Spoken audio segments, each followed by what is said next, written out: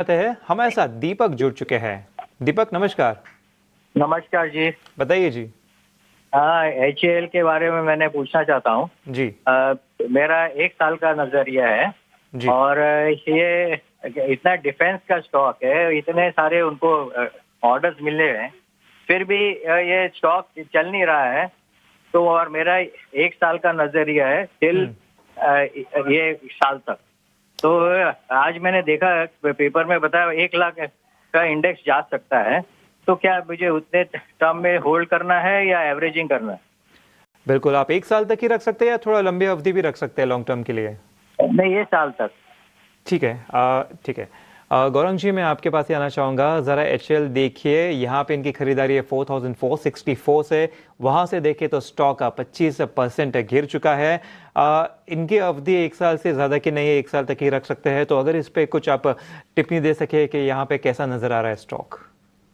देखिए, सबसे पहले तो जो जानकारी इनके पास है वो अ, थोड़ी बहुत तो सही है, लेकिन थोड़ी बहुत आधी जानकारी है।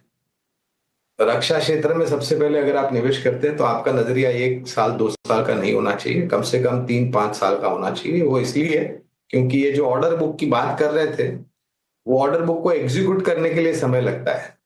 और हमें और आपको सबको पता है कि हिंदुस्तान एरोनॉटिक्स लिमिटेड तेजस लड़ाकू विमान के जो अपग्रेडेड वर्जन्स हैं या अवतार हैं, उसमें कुछ दिक्कतें इसलिए आई क्योंकि GE की तरफ से जो वो लड़ाकू विमान के इंजन सप्लाई होने हैं या फिर टेक्नोलॉजी मुहैया करानी है, उसमें थोड़ी देरी हो रही है।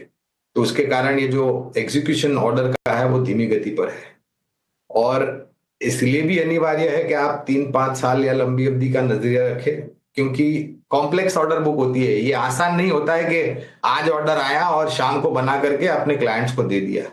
High technology, high precision, high accuracy वाले प्रोडक्ट होते हैं। एक प्रोटोटाइप बनता है, उसके बाद उसको कई सारे टेस्ट से गुजरना पड़ता है। अनुमति मिलने के बाद मास प्रोडक्शन शुरू होता है। तो